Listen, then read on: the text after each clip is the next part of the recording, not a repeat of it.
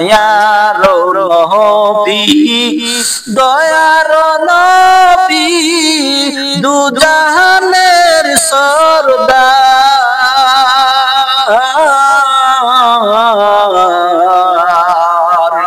মায়ার নবী দয়ার নবী দু জাহানের সরদার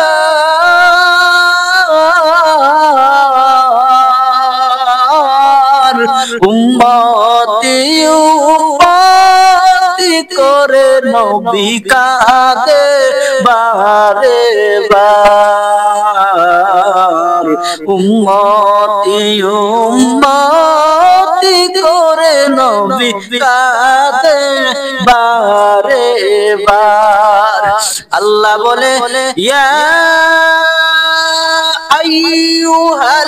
আইয়ুহাল্লাযীনা আমানু সাল্লু আলাইহি ওয়া সাল্লিমু তাসলিমা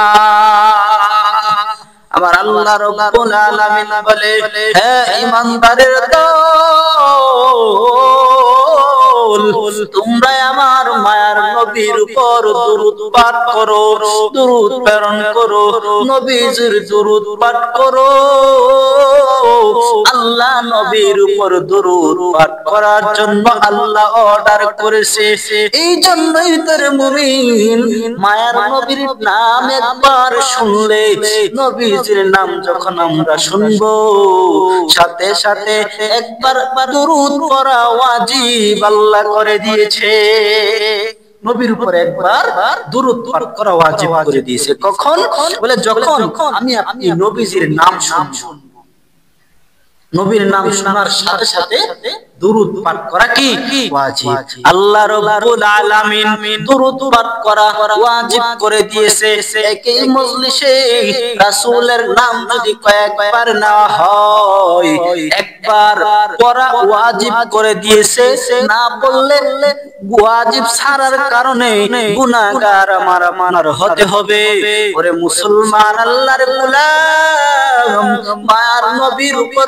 দুরূদ পাঠ করা এতক্ষণ ধরে আলোচনার মধ্যে বুঝতে পারলেন নবীর উপর দুরূদ পাঠ করা কত গুরুত্ব নবীর উপর দুরূদ পাঠ করার জন্য কত ধমকি এসেছে ওরে মুসলমান আল্লাহর গোলাম আমি আপনি নবীর উম্মত একবার দুরূদ পাঠ করলে মায়ার নবীর কাছে পৌঁছায়া দেওয়া হয় যতবার দুরূদ পাঠ করা হয় নবীর কাছে পৌঁছায়া দেওয়া হয় ও মুসলমান আল্লাহর গোলাম আম্মার ইবনে ইয়াসির রাদিয়াল্লাহু তাআলা আনহু থেকে বর্ণিত তিনি বলেন মায়ার নবীর রওজায় ফেরেশতা নিযুক্ত করে রাখছে আল্লাহ বলে কেন আল্লাহর নবীর রওজায় ফেরেশতা নিয়োগ করে রেখেছে বলে এমন ফেরেশতা নিয়োগ করে রেখেছে তাদেরকে এমন শক্তি আল্লাহ তাআলা দিয়েছে পৃথিবীতে নবীর উম্মতের মধ্য থেকে যত নবীর উম্মত নবীর উপর দুরূদ পাঠ করে ওই ফেরেশতা যেই ব্যক্তি দুরূদ পাঠ করলো তার নাম আর তার পিতার নাম সব কিছু ওই ফেরেশতা দাফন করতে পারে ওরে মুসলমান আল্লাহর গোলাম যখন আমি আপনি দুরূদ পাঠ করি আমি আমার মায়ার নবীর উপর দুরূদ প্রেরণ করি তখন ফেরেশতা আমার বাবার নাম সহ আমার নাম সহ আমার মায়ার নবীর কাছে আমার দুরূদের হাদিয়া পৌঁছায়া দেওয়া হয় নবীজির কাছে দুরূদের হাদিয়া পৌঁছায়া দেওয়া হয় আল্লাহর এক বান্দা প্রতিদিন 100 বার দুরূদ পাঠ করত কোন না কোন আমলে মানুষের কাছে সে বড় বদ আমলদার পরিচিত হয়ে গেছে কিন্তু দুরূদের আমল তার কাছে প্রতিদিন ছিল হঠাৎ করে একদিন আল্লাহর বান্দার ইন্তেকাল হয়ে গেছে নবীজি ওই দিন তো তার কোনো দুরূদ পাইল না। ফেরেশতাকে জিজ্ঞাসা করলো, বলে আমার এই উম্মতটা আমার কাছে তো প্রতিদিন নিয়মিত অনুযায়ী দুরূদ প্রেরণ করতো।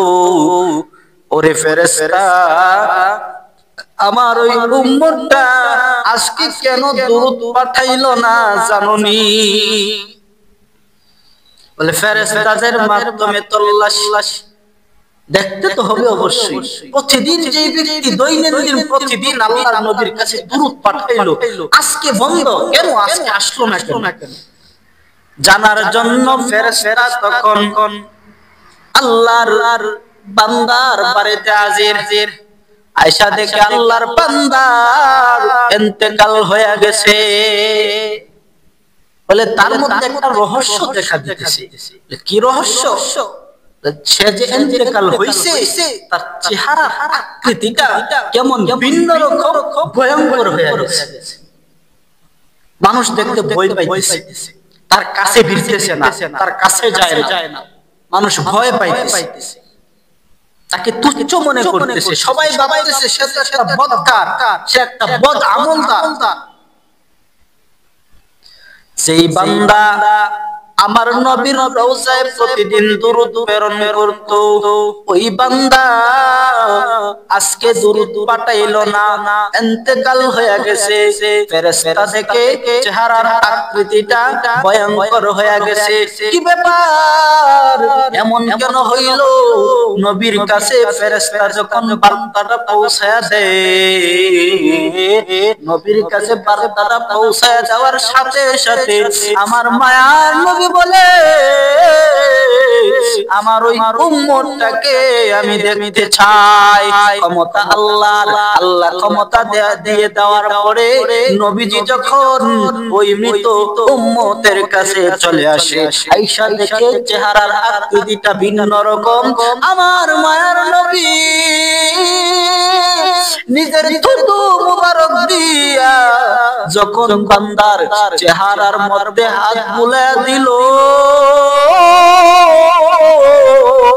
সাথে সাথে ওই উম্মতের চেহারাটা আল্লাহ নূরে নূরান্বিত বানায়া দিছে। মায়ার নবী, দয়ার নবী, দুজাহানের সরদার,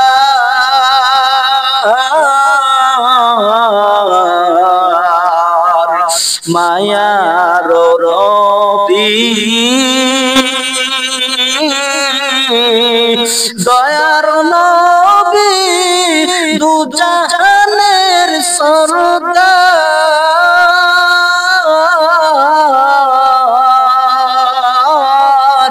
উম্মতি উম্মতি করে নবী কাঁদে বারে বার, উম্মতি উম্মতি করে নবী কাঁদে বারে বার।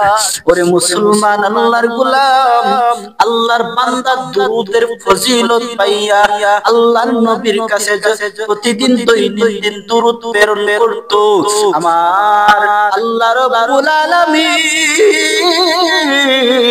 এত পছন্দ করেছে, যার কারণে মায়ার নবী ওই বান্দা, ওই আমার নবীর উম্মত আল্লাহর বান্দার কাছে আয়েশা নবীর থুতু মুবারক দিয়া তার বিকৃত চেহারাটাকে নূরে নূরান্বিত বানায়া দিয়েছে। দুরূদের ফজিলত পড়তে রাজি আছি? হাতটা দেখাই তো কে কে পড়তে রাজি আছি? এই দুরূদ আমরা প্রতিদিন কমপক্ষে 100 বার পড়ব ইনশাআল্লাহ। 3 তাসবিহ আছে না? 3 তাসবিহ ভিতরে দুরূদ আছে। 3 তাসবিহ আদায় করবেন, সকাল বিকালের তাসবিহগুলো আদায় করবেন, ইনশাআল্লাহ আপনার জন্য আল্লাহ সব সহজ করে দিবেন। আমলে জারি রাখেন। দুরূদ আমাদেরকে আল্লাহ বানাইছে আল্লাহর ইবাদত করার জন্য, কিন্তু কিছু মাখলুক, আল্লাহ দুই প্রকারের মাখলুক, জিন ইনসান একমাত্র আল্লাহর ইবাদতের জন্য, আর সমস্ত মাখলুক বানাইছে আল্লাহর উপকারের জন্য। সমস্ত মাখলুক আল্লাহর উপকারের জন্য বানাইছে। মুসলমান আল্লাহর গোলাম, আল্লাহ বলেন ইয়া আইয়ুহাল্লাযীনা আমানু সাল্লু আলাইহি ওয়া সাল্লিমু তাসলিমা। দুরূদ প্রেরণ করো আমার দোস্ত, আমার হাবিবের প্রতি দুরূদ পাঠাও, দুরূদ পড়ো। হযরত আবু বকর সিদ্দিক রাদিয়াল্লাহু তাআলা আনহু নবীর দাওয়াত দিছে খাওয়ানোর জন্য। বাজারে গেল, নবীকে দাওয়াত দিছে, বাজার থেকে কিছু আনতে হবে। হযরত আবু বকর সিদ্দিক রাদিয়াল্লাহু তাআলা আনহু বাজারে যাওয়ার পরে মাছ বাজারে ঢুকলো, নবীর জন্য একটা মাছ ক্রয় করবে। যখন মাছওয়ালার সামনে প্রথম কাতারে প্রথম সারিতে গেল, তাকায়া দেখে এক মাছওয়ালা বিরাট একটা মাছ লইয়া বসে আছে। এই মাছটাকে হযরত আবু বকর সিদ্দিক রাদিয়াল্লাহু আনহু পছন্দ করলেন, কোন দাম জিজ্ঞাসা করলেন না। বলে মাছটা প্যাকেট করে দিয়ে দাও। তুমি বলো দাম। জেলে যত দাম বলেছে আবু বকর রাদিয়াল্লাহু তাআলা আনহু তত দামি জেলেকে দিয়ে দিছে। বলে নবীর জন্য মাছ কিনতেছি, নবীকে খাওয়া, এখানে দাম দর করা যাবে না, এখানে দাম দর করা যাবে না। আমার নবীর জন্য এটা ক্রয় করব, জেনে যা বলে আমি তাই দিয়া দিব। নবীর জন্য ক্রয় করলাম।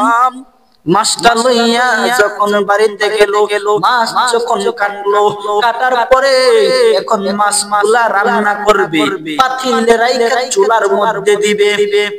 অন্যান্য যেগুলা রান্না করার হযরত সিদ্দিক রাদিয়াল্লাহু তাআলা বিবি তা রান্না করে ফেলেছে, মাছটা বাকি রইল। মাছ এইটা যখন পাতিলে রাইখা চুলার উপরে দিবে, চুলার উপরে দেওয়ার সাথে সাথে চুলার আগুন নিভা যায়। এইভাবে একবার, দুইবার, তিনবার চেষ্টা করলো, কিন্তু চুলার আগুন জ্বলে না, চুলার আগুন জ্বলে না। যতবার শুধু নিভা যায়। সিদ্দিক রাদিয়াল্লাহু তাআলা আনহু আয়েশা এই কারবার দেখলো, উনিও চেষ্টা করলেন, কিন্তু কাজ হইল না। তাড়াতাড়ি খবর তো আমার নবীকে, মায়ার নবীকে যখন খবর দেওয়া হলো, নবী আসার পরে নবীও চেষ্টা করলো, কিন্তু মাছকে তো আগুন ধরাইতে পারে, আগুন তো আর মাছকে জ্বালাইতে পারে না। তখন জিবরাইল আমিন আলাইহিস সালাম হাজির, নবীকে বলতেছে ইয়া রাসূলুল্লাহ, ইয়া হাবিবাল্লাহ, এই মাছকে দুনিয়ার আগুন কেন, এই মাছটাকে স্বয়ং জাহান্নামের আগুন নিভাইতে পারবে না, এই মাছটাকে জাহান্নামের আগুন নিভাইতে পারবে না গো নবী। কেন? এত বরকতময়, এত মর্যাদাপূর্ণ, এত বরকত কেমনে হাসিল করলো মাছ? আল্লাহর ফেরেশতা জিবরাইল আমিন বলে ইয়া রাসূলুল্লাহ, ইয়া হাবিবাল্লাহ, এই মাছটা একটা বিরাট এক নদীতে ছিল, ওই নদী দিয়া জাহাজ যাইতেছে, জাহাজের মধ্যে অনেক মানুষ ছিল, তার মধ্যে একটা সওদাগর ছিল, সে আল্লাহর ওলি, সে আল্লাহর ওলি। এই আল্লাহর ওলি মাছ এই জাহাজের উপর বৈশা আল্লাহর ওলি দোয়া পড়তেছে, তাসবিহ পড়তেছে, দুরূদ আদায় করতেছে। যখন আপনার উপর ওই আল্লাহর ওলি দুরূদ প্রেরণ করে সাল্লাল্লাহু আলাইহি ওয়াসাল্লাম দুরূদ পড়তেছিল। আল্লাহর ওলি যখন ওই নৌকায় জাহাজে বৈশা দুরূদ পড়তেছে, তখন ওই দুরূদের আওয়াজ ওই মাছের কানে গিয়ে পৌঁছলো। মাছটা দূরে ছিল, দুরূদের মজা পাইয়া ওই মাছটা জাহাজের সাথে লাইগা, জাহাজের কিনারার সাথে লাইগা ওই মাছটা আপনার দুরূদ ওই সওদাগরের মুখ থেকে শুনতেছিল। সওদাগরের মুখ থেকে দুরূদ শুনতেছে। নবী বলেন, জিব্রাইল আলাইহিস সালাম বলেন, ইয়া রাসূলুল্লাহ, ইয়া হাবিবাল্লাহ, নবী গো, এই জন্যই আল্লাহ এই মাছটাকে এত পছন্দ করেছে, যার কারণে আমার আল্লাহ তাআলা এই মাছটারে এত সম্মানী বানায় দিয়েছে, যাকে দুনিয়ার আগুনকে জাহান্নামের আগুন জ্বালাইতে পারবে না। মাছের সম্মান আল্লাহ এমন ভাবে বাড়ায়া দিয়েছে, বলে মাছ আমাদের জন্য আল্লাহ বানাইছে, আমরা যাতে মাছ খাইতে পারি, আমাদের উপকারের জন্য বানাইছে। মাছকে আল্লাহর ইবাদতের জন্য আল্লাহ বানাই নাই। এই মাছ যদি আমার মায়ের নবীর দুরূদ শুইনা এত সম্মান হাসিল করতে পারে, ওরে মুমিনের দল, যে আল্লাহ আমারে তোমারে আল্লাহর গোলামি করার জন্য বানাইলো, যে আল্লাহ আমারে তোমারে রাসূলের সুন্নতি তরিকায় চলার জন্য বানাইলো, আমি তুমি যদি সেই আল্লাহর ইবাদত করি, আমি তুমি যদি মায়ার নবীর সুন্নতি তরিকায় চলি, সেই আল্লাহ আমার তোমার প্রতি কত খুশি হবে। খুশির কোনো সীমা নাই। আমার আল্লাহর ইবাদতে মগ্ন হয়ে যাও, রাসূলের সুন্নাত তরিকায় চলো, দৈনন্দিন প্রতিদিন 100 বার দুরূদ মায়ার নবীর রওজায় আরে পৌঁছায়া দাও। আমার মায়ার নবীর উপর আমার আর তোমার জন্য কিয়ামতের ময়দানে সুপারিশ করা ওয়াজিব হয়ে যাবে। নবীর উপর দুরূদ পাঠাও, নবীর উপর দুরূদ যদি তুমি দৈনন্দিন পাঠাইতে পারো, আল্লাহ তাআলা আল্লাহ রাব্বুল আলামিনের কাছে আমার আর তোমার জন্য সুপারিশ করা নবীর উপর ওয়াজিব হয়ে যাবে। বেশি বেশি দুরূদ পাঠ করা, তাসবিহ আদায় করা, জিকির করা, এগুলার মাধ্যমে তো এগুলার দ্বারা আমাদের দিল শুদ্ধ হয়ে যায়, পরিশুদ্ধ হয়ে যায়। পাঁচ ওয়াক্ত নামাজ ফরজ ইবাদত করব, রমজানের রোজা রাখবো, যেই ইবাদতগুলো ফরজ ওয়াজিব এগুলো তো আছে অবশ্যই, বাকি নফল কিছু তাসবিহ এগুলো আদায় করি না আমরা। ওয়াজ শুনতেছি এক কান্দা ঢোকা আর এক কান্দা বাইর করে দিই, তাহলে আমার আর তোমার এই ওয়াজ শুনে কি লাভ? এজন্য ইখলাসের নিয়তে ওয়াজ শোনা। যারা আলোচনা করবে প্রত্যেকের কাছ থেকে একটা আমল হলো গ্রহণ করা। ইনশাআল্লাহ দুরূদের আমল সম্পর্কে আপনাদের সামনে কিছু কথা বললাম, এর উপর আমাকে আমল করার চেষ্টা, যাতে আমল করতে পারি এই তৌফিক আল্লাহ পাক আমাকেও যেন দেয়, আপনাদেরকেও যেন আল্লাহ পাক এই তৌফিক দেয়। ইনশাআল্লাহ আমিও চেষ্টা করব আমল করার, আপনারাও ইনশাআল্লাহ মাত্র একটা আমল, এতক্ষণ আলোচনা দ্বারা মাত্র একটা আমল আপনাদের কাছে আমি বলে যেতেছি, সেটা দুরূদের ফজিলত বইলা গেলাম।